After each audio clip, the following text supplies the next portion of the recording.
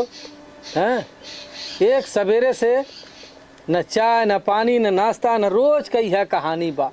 अरे बुढ़वा जैसे मालूम देता भंगार हो गया घरे के हैं, जैसे मनाई पुरान सामान कौनो कोने अतरे फेंक दे वैसे हम कुल लिया कि यहाँ बगीचा में फेंक देले बाइन।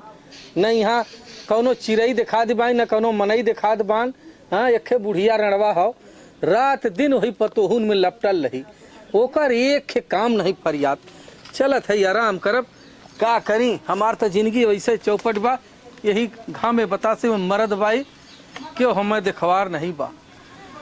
हे भगवान हो बुढ़ाऊ आई गईलू।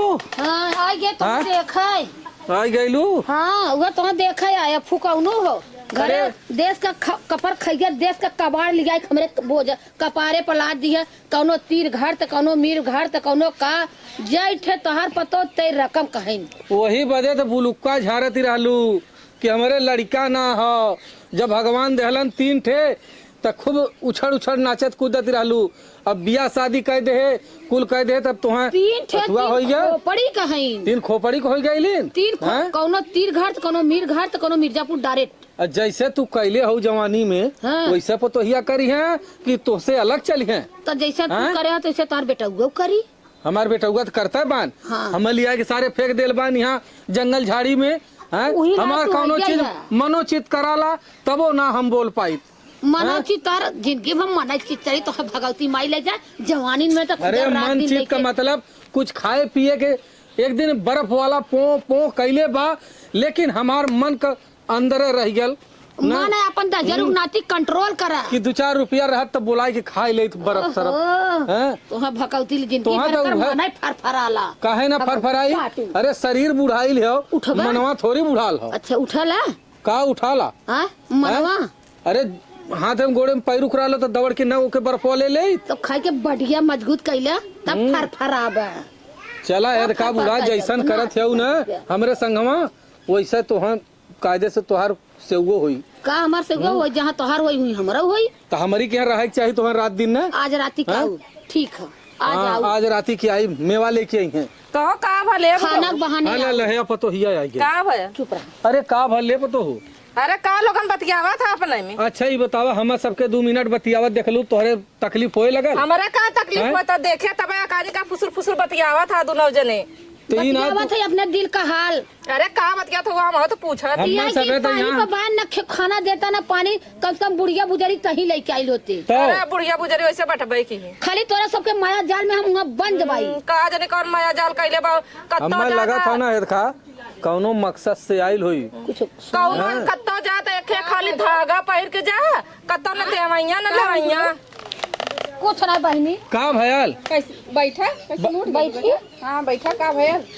अच्छा ही पहले बताओ बुढ़ऊ हाँ। कहीं बियाह शादी पड़ला हाँ। बूढ़ा की एक ही करता बहुत बेकार है। का कहीं भी बियाह शादी पड़ी न गोड़े में दई है न हाथे में दई है का कर बेटा कुल गहनवा चढ़ौले है को ये बुढ़ाई का अनर्थ कैले हऊ तू हैं।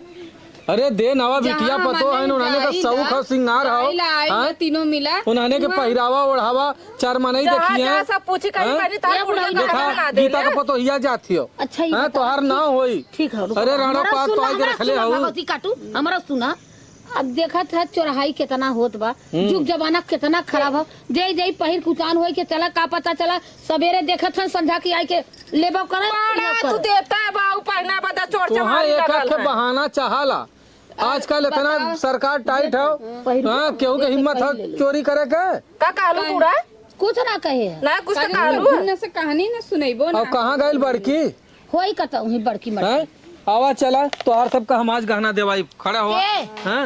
हे बुढ़ा हां गहना देवा दे हम देवाई चोराई के धरी है तो हम अरे नाही काहे बता बिटिया पता हूं गहना काहे चोरावत हो तोरे ला शर्म ना लगत हो। हे बाऊ ई बतावा हां हमनों के घरे शादी ब्याह नहीं हम पड़ल बनियौरे पड़ल ननियौरे पड़ल। ये बतावा हम बूढ़ा से मांगले कि बूढ़ा हम अपन हरवा दे दा और कनम के झुमकवा दे दा तो का करन कि हमरे मरले पर पैबी। अब हमने जाइल वहां सब पूछला अरे राणा तू अब ताई के धइले हो मरले खाई जाएंगे नाने के तू बेच खा जा चाहे जवन करे उन्होंने के चला रकम दे उनकर उनके दे दा इनके दे दा हमार हम आवा चला हम सब कर दे बांट के दा चले हम लिया चल अपना गहना जवन धरे हम ना जाते हम नहीं ना जाओ अरे देवा देख होई हम ना दे हवा देख होई तो हवा जब परे ना दे बुढ़वा अब बुढ़वा देवाई हाँ बुढ़ा ले छोड़ा अपन खाने से। भना गल अब ना कहते तू अपन मांगा हम अपन हाँ मांगा। मांगा बूढ़ा के ले उनसे। अब सबका देखा तोहर तहार हार अलग है, इनकर हार अलग है, हमार हार अलग है। अब बुढ़िया के मालूम है, बुढ़िया के करधनी है, पैजनी है, कुल धैले है। और देखा बिटिया के दे